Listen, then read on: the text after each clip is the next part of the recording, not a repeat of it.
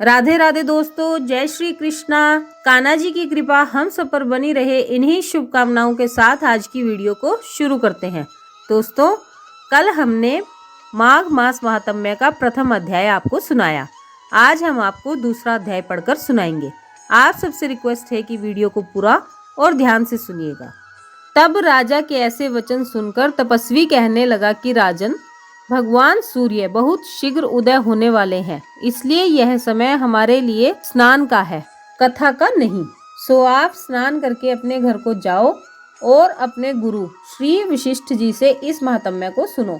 इतना कहकर तपस्वी सरोवर में स्नान के लिए चले गए और राजा भी विधि पूर्वक सरोवर में स्नान करके अपने राज्य को लौट गए और रनिवास में जाकर तपस्वी की सब कथा रानी को सुनाई।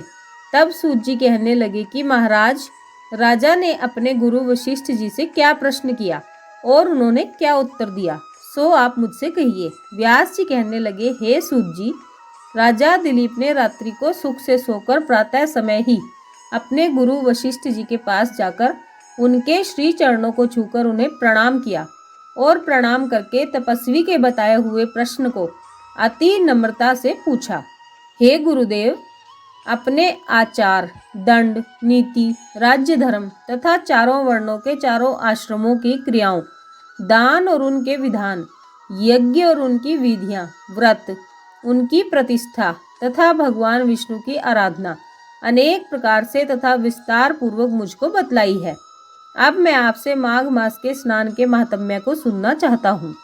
सो हे तपोधन, नियम पूर्वक इसकी विधि मुझे समझाइए। गुरु वशिष्ठ जी कहने लगे कि हे राजन, तुमने दोनों लोगों के कल्याणकारी, वनवासी तथा गृहस्थियों के अंतःकरण को पवित्र करने वाले माघ मास के स्नान का बहुत सुंदर प्रश्न पूछा है।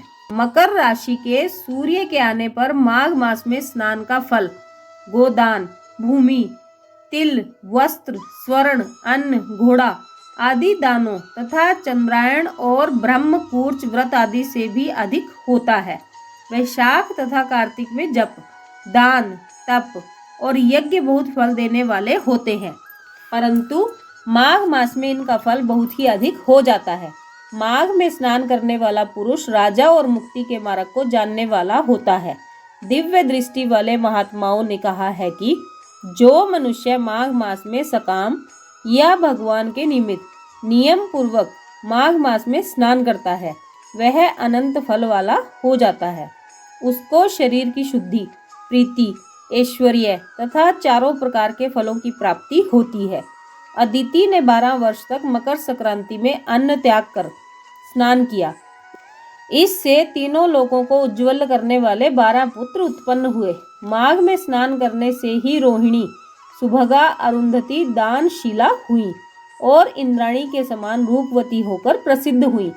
जो माघ मास में स्नान करते हैं तथा देवताओं के पूजन में तत्पर रहते हैं, उनको सुंदर स्थान, हाथी और घोड़ों की सवारी तथा दान को द्रव्य प्राप्त होता है और अतिथियों से उनका घर भरा रहता है और उनके घर में सदा वेद ध्वनि होती रहती है। वह मनुष्य धन्य है जो माघ मास में स्नान करते हैं, दान देते हैं तथा व्रत और नियमों का पालन करते हैं और दूसरे पुण्यों के क्षीण होने से मनुष्य स्वर्ग से वापस आ जाता है। परंतु जो मनुष्य माघ मास में स्नान करता है, वह कभी स्वर्ग से वापस नहीं आता। इससे बढ़कर कोई नियम, तप, दान, पवित्र और पाप नाशक नहीं है। भृगु जी ने मणि पर्वत पर विद्याधरों को यह सुनाया था। तब राजा ने कहा कि ब्राह्मण, भृगु ऋषि ने कब मणि पर्वत पर विद्याधरों को इसका उपदेश दिया था, सो आप मुझे बतलाइए। तब ऋषि जी कहने लगे कि राजन, एक समय 12 वर्ष तक वर्षा न होने के कारण, सारी प्रजा क्षीण होने के कारण संसार में बड़ी उद्विग्नता फैल गई थी। हिमाचल और विंध्याचल पर्वत के मध्य का देश निर्जन होने के कारण श्राद्ध, तप तथा स्वाध्याय सब कुछ छूट गए थे। सारा लोक विपत्ति में फंसकर प्रजाहीन हो गया था। सारा भूमंडल फल और अन्न से रहित हो गया था।